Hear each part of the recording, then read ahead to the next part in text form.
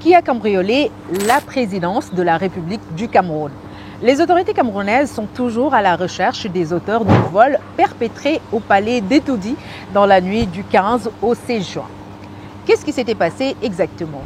Le cambriolage a eu lieu dans le bureau de Samuel Mvondo Ayolo, directeur du cabinet civil de Paul Biya à la présidence du Cameroun.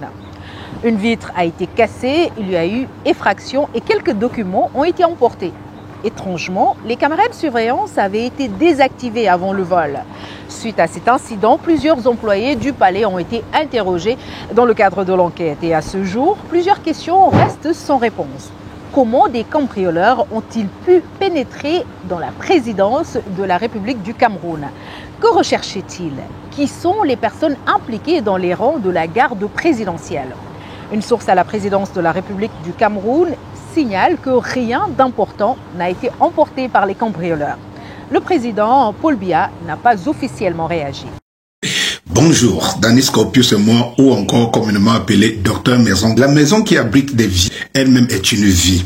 Il faut donc savoir prendre soin de sa conception, de sa réalisation, ainsi que de son entretien pour que nos races, jusqu'à la fin de nos vies, voient à des progénitures futures. Mon équipe est moi, fort de mes 27 années d'expérience sur des maladies qui affectent des constructions mal conçues au départ, telles que les salpêtres, les infiltrations, les fissures et flambements, les tassements, dysfonctionnements divers, remontées capillaires et autres mauvaises aérations vecteurs de différentes maladies qui empoisonnent les enfants et autres, généralement attribuées à la sorcellerie et aux voisins. Contactez-nous dès aujourd'hui pour une étude soignée. Votre prochaine maison à construire ou à acheter. Et n'oubliez pas, qui construit mal construit 4 fois.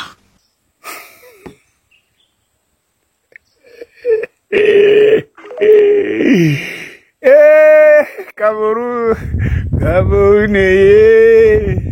Voma, voma, oh. Nous connaissons la célèbre chanson de Crotal. Oui, ça fait rire, mais mes chers frères et sœurs,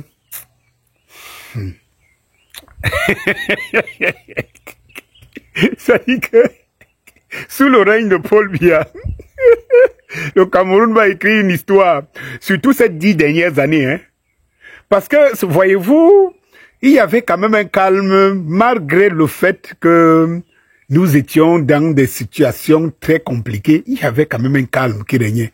Mais remarquez que toutes ces choses-ci arrivent lorsque Paul Biya a mis en place un système de haute instruction. Ça veut dire que il ne dirige plus le pays et que quelqu'un d'autre dirige le pays. Ça veut dire que nous allons de scandale à scandale, de scandale d'État à scandale d'État et tout. Est-ce que vous pouvez imaginer, et ça passe inaperçu, hein? Ça veut dire que c'est comme si c'était un fait divers. L'affaire de Samuel Eto'o, c'est un dieu. Non, c'est un dieu envoyé sur terre. Parce que tu ne peux pas focaliser autant d'attention. Ça veut dire qu'on vous dit que le palais, un des palais le mieux gardés au monde, un des palais le mieux gardé au monde. Comment on peut faire le cambriolage dans un palais? C'est une situation inédite. C'est-à-dire qu'il faut se lever un bon matin au Cameroun. C'est-à-dire que quand tu vas aujourd'hui à l'étranger, en dehors de Samuel Eto'o, c'est-à-dire que pour qu'on parle encore bien du Cameroun, il faut qu'on cite Samuel Eto'o.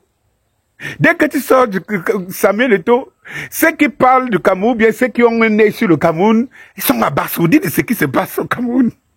On dit qu'on a cambriolé dans le palais. On a cambriolé dans le palais. Comme si c'était un domicile comme ça. Je sais pas. Camerounais.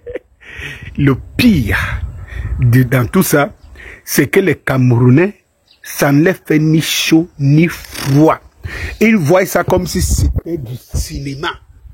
Oui, ils sont concentrés sur Samuel Eto'o. Et ils veulent que Samuel Eto'o tombe. Et ils veulent même que, puisqu'on n'a pas pu le faire tomber, c'est qu'il tombe à la taf. Oui, voilà la préoccupation des gens qu'on a perdu, qu'on a retourné la mémoire, la morale. Ce n'est pas possible. Même les hommes politiques, cambriolés à l'intérieur du palais.